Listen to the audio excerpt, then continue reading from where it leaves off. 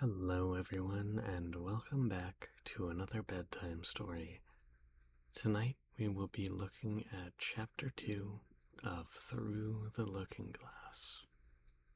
So, sit back, get cozy, and I hope you enjoy. Chapter 2: The Garden of Live Flowers. "I should see the garden far better," said Alice to herself, "if I could get to the top of that hill. And there's a path that leads straight to it, at least. No, it doesn't do that." After going a few yards along the path and turning several sharp corners, "But I suppose it will at last. But how curiously it twists. It's more like a corkscrew than a path. Well, this turn goes to the hill, I suppose. No, it doesn't. This goes straight back to the house. Well, then I'll try it the other way." And so she did, wandering up and down and then trying turn after turn, but always coming back to the house. No matter what she would do. Indeed, once, when she turned a corner rather more quickly than usual, she ran against it before she could stop herself. "Well, it's no use talking about it," Alice said, looking up at the house and pretending it was arguing with her. "I'm not going in again, and I know I should have to get through the looking glass again, back into the old room, and there'd be the end of all my adventures." So, resolutely, she turned her back upon the house. She set out once more down the path, determined to keep straight on until she got to the hill. For a few minutes all went on well, and she just kept saying, "I really shall do it this time," when the path gave a sudden twist and shook itself, as she described afterwards, and the next moment she saw herself actually walking in at the door. "Oh, it's too bad," she cried. "I never saw such a house for getting in the way, never." However, there was the hill in full sight, so there was nothing to be done but start again. This time she came upon a large flower bed with a border of daisies and a willow tree growing in the middle. "Oh, Tiger Lily," said Alice, addressing herself to one that was waving gracefully about in the wind, "I wish you could talk." "We can talk," said the Tiger Lily, "when there's anybody worth talking to." Alice was so astonished that she could not speak for a whole minute. It quite seemed to take her breath away. At length, as the Tiger Lily only went on waving about, she spoke again in a timid voice, almost in a whisper. "And can all the flowers talk?" "As well as you can," said the Tiger Lily, "and a great deal louder." "It isn't manners for us to speak to begin with, you know," said the Rose, "and I really was wondering when you'd speak. Said I to myself, her face has got some sense in it, though it's not a clever one. Still, you're the right color, and that goes a long way." "Well, I don't care about color," the Tiger Lily remarked. "If only her petals curled up a little more, she'd be all right." Alice didn't like being criticized, so she began asking questions. "Aren't you sometimes frightened at being planted out here with nobody to take care of you?" "There's a tree in the middle," said the Rose. "What else is it good for?" "But what could it do if any danger came?" Alice asked. "It says bow wow," cried a daisy. "That is why its branches are called boughs." "Didn't you know that?" cried another daisy. And here they all began shouting together, till the air seemed quite full of little shrill voices. "Silence, silence, every one of you," cried the Tiger Lily, waving itself passionately from side to side and trembling with excitement. "They know I can't get at them," it panted, bending its quivering head towards Alice, "or they would never dare to do that."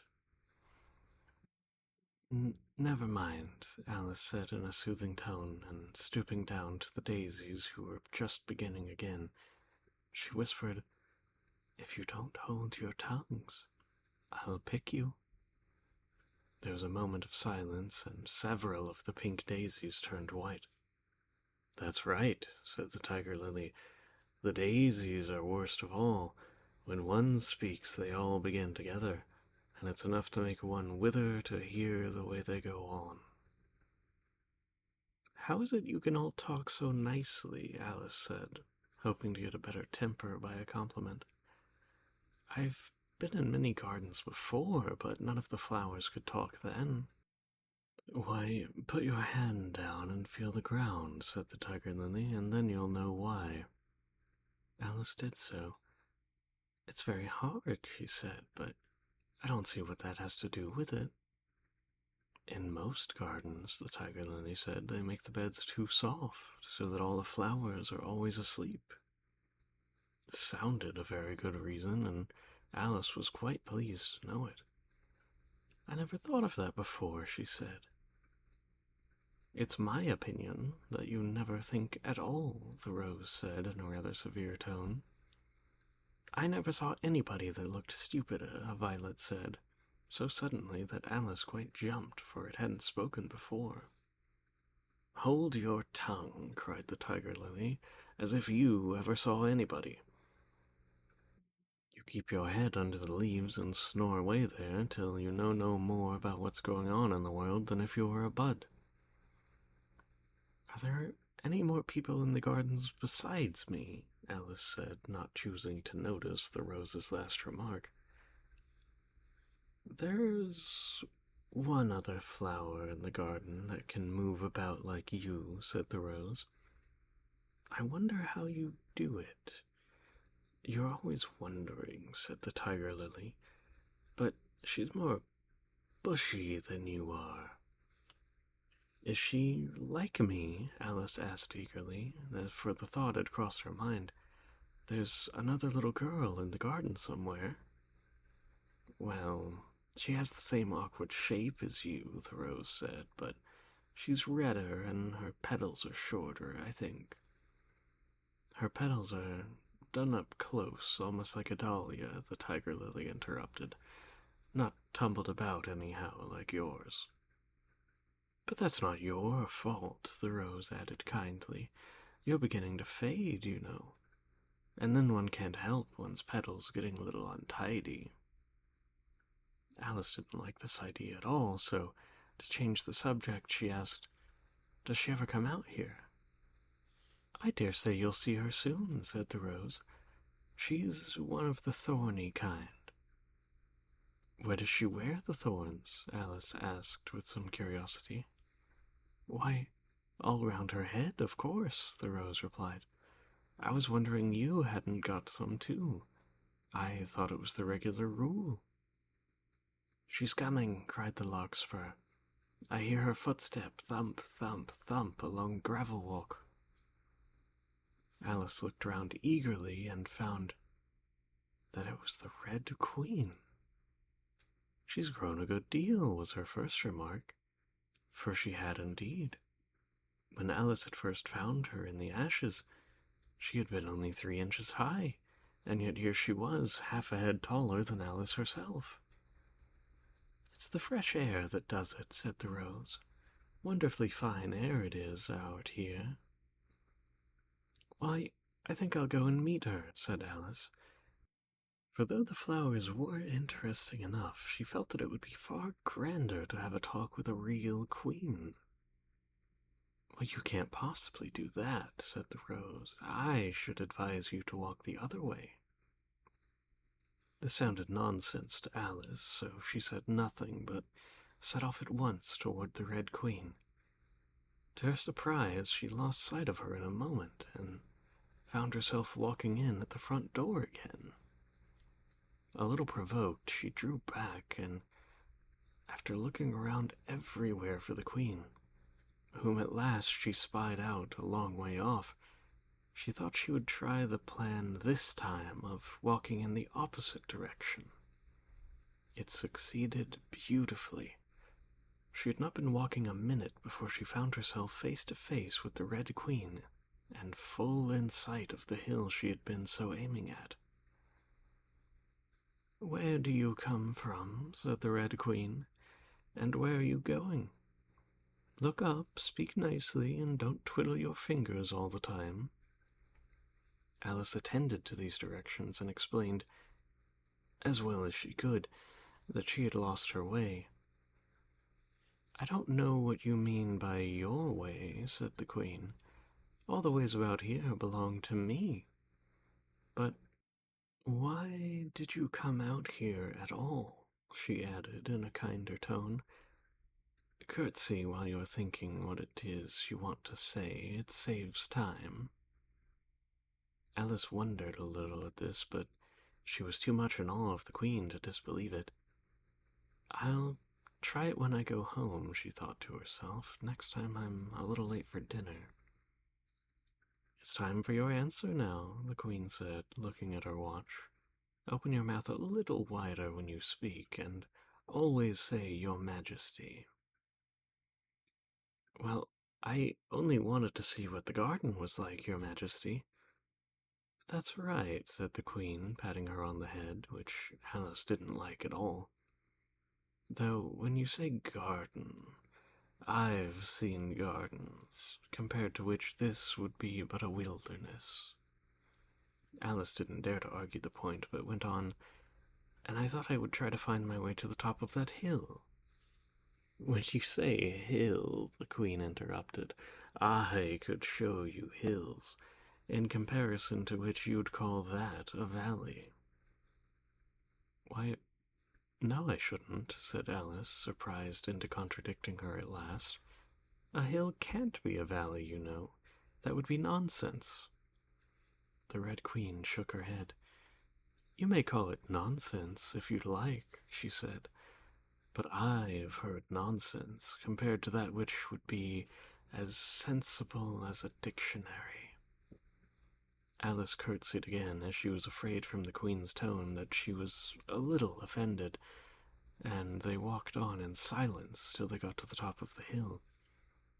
For some minutes Alice stood without speaking, looking out in all directions over the country, and a most curious country it was.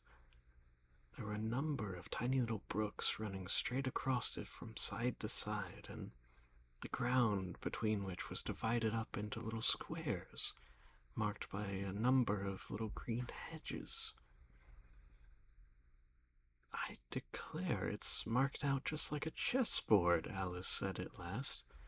"There ought to be some men moving about somewhere, and—" "Well, and so there are," she added in a tone of delight, and her heart began to beat quick with excitement as she went on. "It's a great huge game of chess that's being played all over the world. If this is the world at all, you know. Oh, what fun! How I wish I could be one of them. I wouldn't mind being a pawn, if only I might join you, though of course I should like to be a queen at best." She glanced rather shyly at the real Queen as she said this, but her companion only smiled pleasantly and said, "That's easily managed. You can be the White Queen's pawn, if you like, as Lily's too young to play, and you're in the second square to begin with. When you get to the 8th square, you'll be a queen." Just at this moment, somehow or other, they began to run. Alice could never quite make out, in thinking over it afterwards, how it was that they began. All she remembers is they were running hand in hand, and the Queen went so fast that it was all she could do to keep up with her. And still the Queen kept crying, "Faster, faster!" But Alice felt she could not go faster, though she had not the breath left to say so. The most curious part of the thing was that the trees and the other round things about them never changed their places at all. However fast they went, they never seemed to pass anything. "I wonder if all the things move along with us," thought poor puzzled Alice, and the Queen seemed to guess her thoughts, for she cried, "Faster, don't try to talk." Not that Alice had any idea of doing that. She felt as if she would never be able to talk again at this rate. She was getting so much out of breath. And the Queen still cried faster, faster, and dragged her along. "Are we nearly there?" Alice managed to pant out at last. "Nearly there," the Queen repeated. "Why, we passed it 10 minutes ago. Faster!" And on they ran for a time in silence, with the wind whistling in Alice's ears and almost blowing her hair off her head, she fancied. "Now, now," cried the Queen, "faster, faster!" And they went so fast that at last they seemed to skim through the air, hardly touching the ground with their feet, till suddenly, just as Alice was getting quite exhausted, they stopped. She found herself sitting on the ground, breathless and giddy.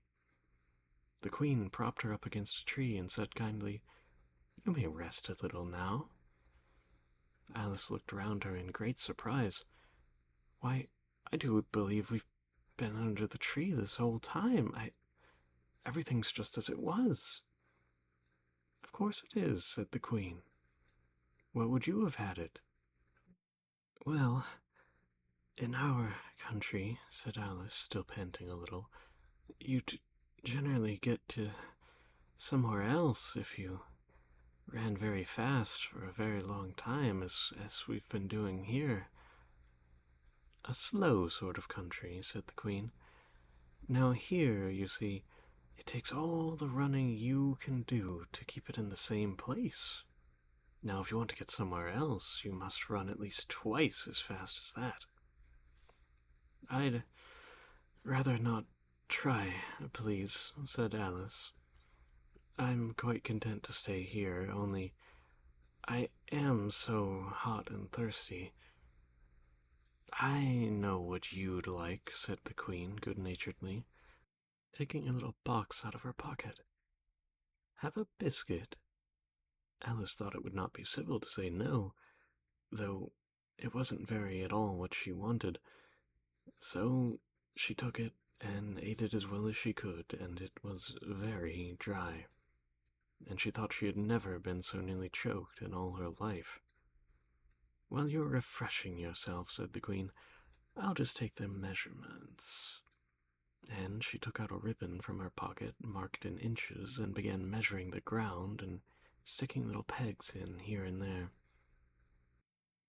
"At the end of 2 yards," she said, putting in a peg to mark the distance, "I shall give you your directions.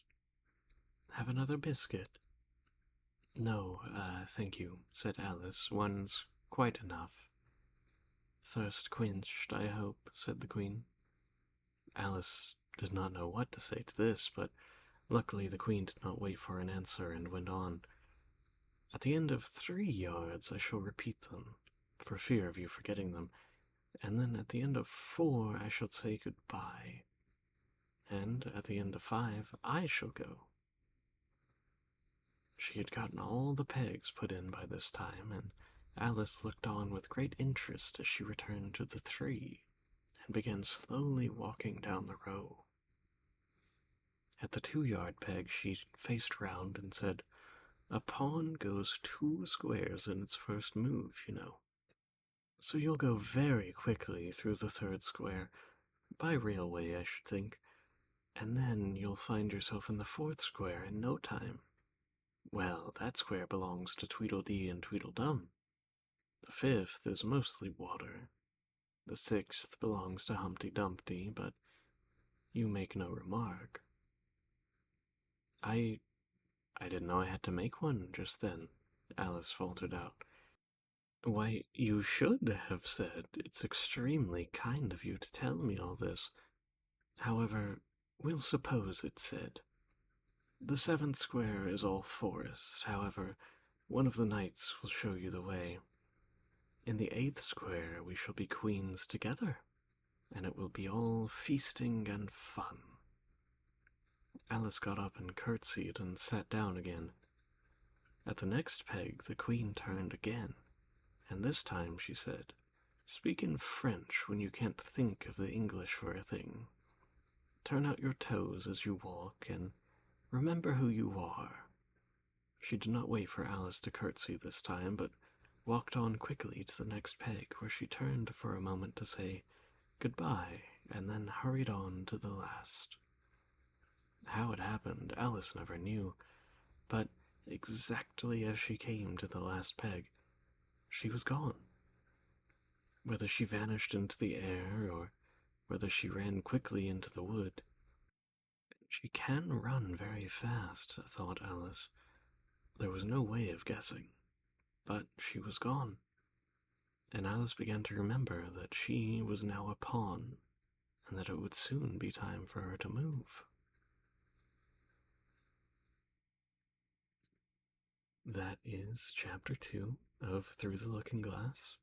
I hope you enjoyed. I hope that you're having as good a time as I am, and I will be back with Chapter 3 really soon. So, get some good rest, have a good night, and I'll talk to you soon. Good night.